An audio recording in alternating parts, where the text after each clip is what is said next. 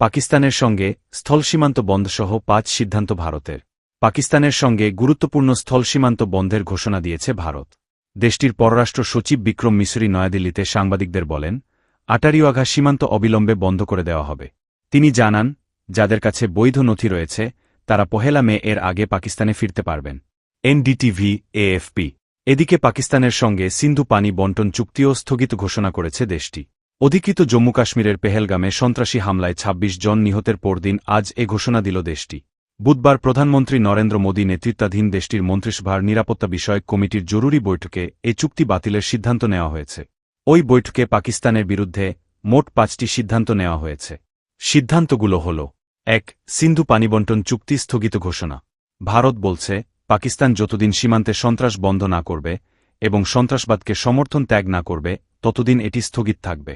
১৯৬০ সালের ১৯ সেপ্টেম্বর করাচিতে তৎকালীন ভারতীয় প্রধানমন্ত্রী জওহরলাল নেহরু ও Pakistani president field marshal Ayub Khan Sindhu পানি বণ্টন চুক্তি স্বাক্ষর করেছিলেন। বিশ্ব ব্যাংকের মধ্যস্থতায় বহুল আলোচিত এই চুক্তি স্বাক্ষরিত হয়েছিল। ২. অবিলম্বে আটারিওয়াঘা সীমান্ত বন্ধ করে দেওয়া হবে। যাদের বৈধ নথি রয়েছে তারা ১ মে এর আগে সীমান্ত অতিক্রম করতে পারবেন। ৩. সার্ক ভিসা এক্সেম্পশন স্কিম SVES এর আওতায় পাকিস্তানি নাগরিকদের ভারতে ভ্রমণের অনুমতি দেওয়া হবে না।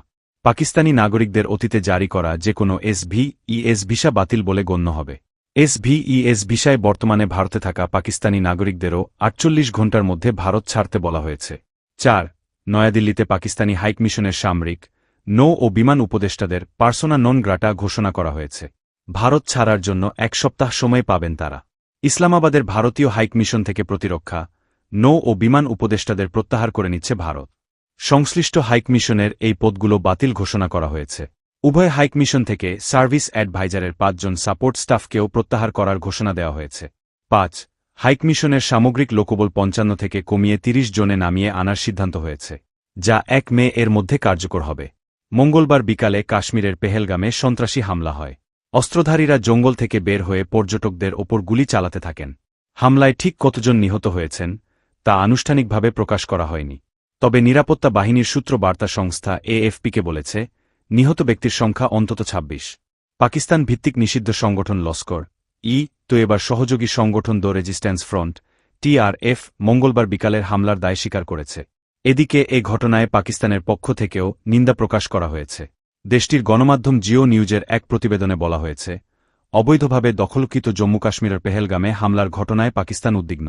দেশটির পররাষ্ট্র মন্ত্রণালয়ের মুখপাত্র জানিয়েছেন, পেহেলগামে হামলায় ২৬ জন নিহতের ঘটনায় পাকিস্তান নিন্দা প্রকাশ করছে। নিহতের পরিবারের প্রতিও সমবেদনা প্রকাশ করছে পাকিস্তান।